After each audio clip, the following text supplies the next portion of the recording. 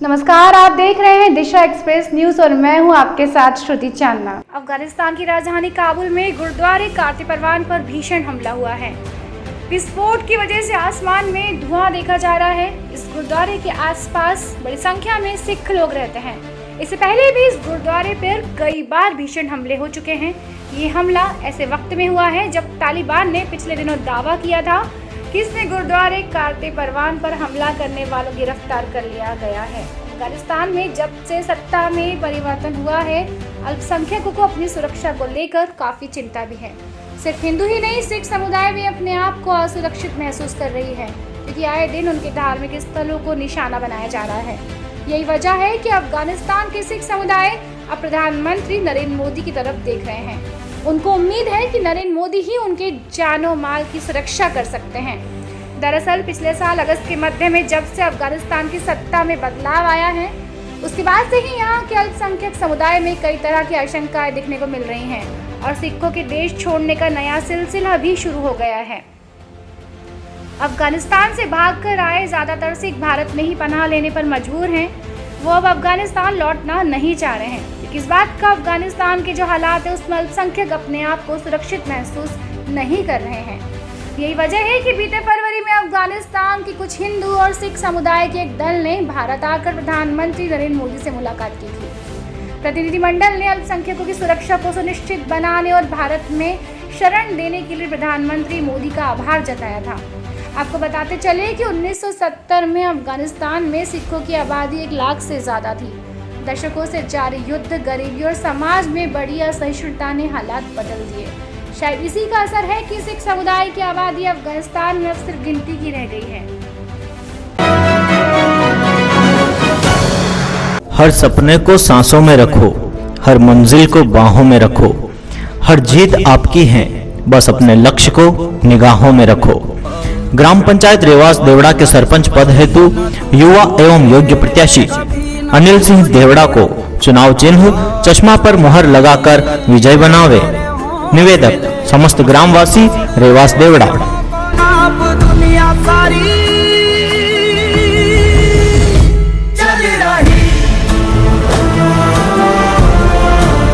असम के विभिन्न हिस्सों में भारी बारिश के बीच स्थानीय लोगों को 18 जून को कामरूप में जलमग्न राष्ट्रीय राजमार्ग 31 पर मछली पकड़ने के लिए जाल बिछाते देखा गया। बाढ़ का पानी 4 में से एक तरफ जलमग्न हो गया है। लेन राष्ट्रीय राजमार्ग 31 असम के कामरूप जिले में रंगिया विधानसभा क्षेत्र के अंतर्गत मोरनजोना क्षेत्र में जिला प्रशासन ने राष्ट्रीय राजमार्ग के किनारे वाहनों की आवाजाही रोक दी है, जहां बाढ़ का पानी धीरे धीरे बढ़ रहा है।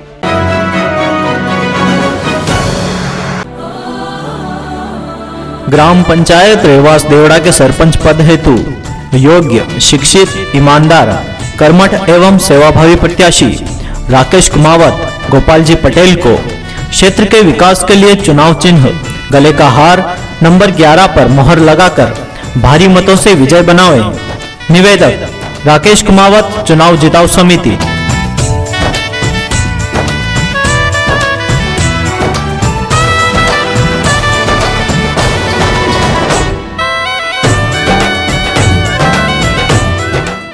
डेरा सच्चा सौदा के प्रमुख गुरमीत राम रहीम जेल से बाहर आ चुके हैं, लेकिन 1 महीने की पैरोल पर। अब कोई से गुरमीत राम रहीम पर हरियाणा सरकार की मेहरबानी कहे या फिर कानूनी प्रक्रिया के तहत मिलने वाली सुविधा का हवाला दे, लेकिन सच यही है कि 2 साधियों के साथ बलात्कार और 2 हत्याओं के दोषी गुरमीत राम रहीम रोहतक की सुनारिया जेल में 1 महीने के लिए पैरोल पर बाहर आ चुके हैं। जेल से बाहर आने के बाद बाबा गुरमीत राम रहीम उत्तर प्रदेश के बागपत में स्थित अपने आश्रम पहुंच चुके हैं। यहाँ उन्होंने अपने अनुयायियों के साथ संगत में भी हिस्सा लिया और संबोधित भी किया। इससे पहले भी गुरमीत राम रहीम 21 दिन की पैरोल पर बाहर आ चुके हैं। इसी साल 7 फरवरी लेकर 28 फरवरी तक के लिए उनको पैरोल पर जेल से बाहर आने का मौका मिला था। इसके अलावा पिछले साल भी गुरमीत राम रहीम को अपनी बीमार मां से मिलने के लिए सुबह से शाम तक की पैरोल दी गई थी। ग्राफिक्स पहले भी 21 दिन की पैरोल पर बाहर आ चुके हैं और गुरमीत राम रहीम इसी साल 7 फरवरी से लेकर 28 फरवरी तक की मिली पैरोल बीमार मां से मिलने पिछले साल सुबह से शाम तक की पैरोल पर मिले थे। गुरमीत राम रहीम को पिछली बार जब गुरमीत राम रहीम सब 21 दिन की पैरोल पर बाहर आए थे तो सरकार ने उन्हें जेट प्लस सिक्योरिटी मुहैया करवाई थी। जो काफी बड़े विवाद का विषय बन गया था। उस दौरान सरकार का तर्क था कि खालिस्तान समर्थक डेरा प्रमुख को जानी नुकसान पहुंचा सकते हैं, इसलिए उन्हें सुरक्षा देना जरूरी है। गांव में बसता है मेरा भारत, एक वोट से बदलेगी गांव की तस्वीर। ग्राम पंचायत गुराड़िया देदा सरपंच पद हेतु भावी प्रत्याशी गोपाल चौहान लाल जी को चुनाव चिन्ह कांच का गिलास नंबर 2 पर मोहर लगाकर भारी मतों से विजय बनावें। निवेदक गोपाल चौहान, पत्रकार जिताऊ समिति, ग्राम पंचायत गुराड़िया देदा, जनपद मंदसौर, मध्य प्रदेश। भविष्य में ग्राम पंचायत विकास की योजनाएं, गांव में पीने के पानी की पर्याप्त व्यवस्था की जाएगी एवं नल का बिल माफ। आवासहीन सभी व्यक्तियों को प्लाट उपरांत आवास की स्वीकृति। गांव के सभी मोहल्लों में शिकायत एवं सुझाव की पेटियां लगाई जाएगी। मंदसौर मेन रोड 4 लाइन पर ग्राम पंचायत का गेट बनाया जाएगा। आबादी क्षेत्र के सभी पोल पर लाइट लगाई जाएगी एवं नई आबादी से गांव तक लाइट लगवाई जाएगी एवं प्रकाश कर के रुपए माफ। कचरा गाड़ी घर घर कचरा लेने पहुंचेगी। पंचायत के सभी वार्ड में साफ सफाई हेतु उचित व्यवस्था के प्रबंध रहेंगे। गुराड़िया बालाजी के सामने ईंट भट्टे के पास शहीद पार्क को पर्यटन स्थल बनाकर ग्रामवासियों के लिए पिकनिक स्पॉट के रूप में विकसित कराया जाएगा। गांव में 2 मांगलिक भवन बनाने का प्रयास किया जाएगा। पंचायत द्वारा वर्ष में 1 बार कवि सम्मेलन भी करवाया जाएगा। पंतवारी माता तक सीमेंट का रोड बनाया जाएगा। मुक्तिधाम का गेट लगाने के साथ 100 बाय 100 का टीन शेड सहित 100 कुर्सियां लगाकर सौंदर्यीकरण किया जाएगा। गांव के सभी व्यक्तियों के नवीन राशन कार्ड बनवाए जाएंगे। श्री रामदेव जी मंदिर का जीर्णोद्वार एवं बाउंड्री वाल व मेन गेट बनवाया जाएगा। कई देशों द्वारा अपने किसानों और मछुआरों के खिलाफ एक मजबूत वैश्विक अभियान के बावजूद भारत कई वर्षों के बाद विश्व व्यापार संगठन में अनुकूल परिणाम हासिल करने में सक्षम रहा है। 17 जून को विश्व व्यापार संगठन के 164 सदस्यों ने 5 दिनों की भीषण वार्ता के बाद कई समझौतों को मंजूरी दी। प्रधानमंत्री नरेंद्र मोदी के नेतृत्व वाली सरकार के लिए एक महत्वपूर्ण परिणाम में विश्व व्यापार संगठन के 164 सदस्यों ने औपचारिक रूप से कोविड-19 महामारी और भविष्य के महामारियों के लिए तैयारियों पर निर्णयों को अपनाया। खाद्य सुरक्षा के लिए आपातकालीन प्रतिक्रिया, विश्व खाद्य कार्यक्रम, खाद्य खरीद से छूट, निर्यात प्रतिबंध या प्रतिबंध, इलेक्ट्रॉनिक कॉमर्स पर कार्यक्रम, ट्रिप्स समझौता और मत्स्य पालन सब्सिडी पर समझौता। केरल के राज्यपाल आरिफ मोहम्मद खान ने भारत में हाल के सांप्रदायिक तनावों के बारे में पूछे जाने पर कहा कि 1947 में विभाजन के पीछे सांप्रदायिक राजनीति थी और उन्होंने कहा कि हमारी सामूहिक जिम्मेदारी हमें बाध्य करने की होनी चाहिए। एकता में देश आज कैसा है? सांप्रदायिक राजनीति ने विभाजन को जन्म दिया। अंग्रेजों ने हमें 200 वर्षों तक सिखाया कि भारत विभिन्न देशों की परिणति है। ये हमें कुछ समय के लिए परेशान करेगा।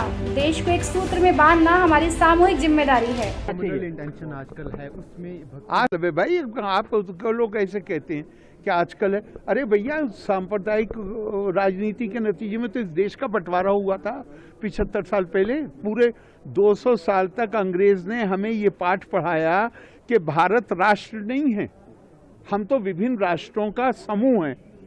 तो वो 200 साल अगर पाठ पढ़ाया गया, उसके नतीजे में देश का विभाजन हुआ, तो वो चीज़ हमें कुछ और समय करेगी ना परेशान।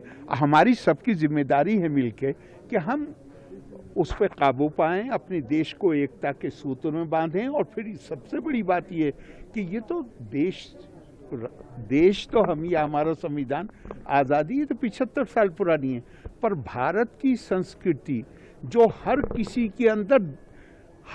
के अंदर दिव्यता को देखती है और ये मानती है कि आत्मा के जरिए हम सब बंधे हुए हैं और हम सब बराबर हैं। अब आ गया है आपके शहर का अपना all in one service app Disha market.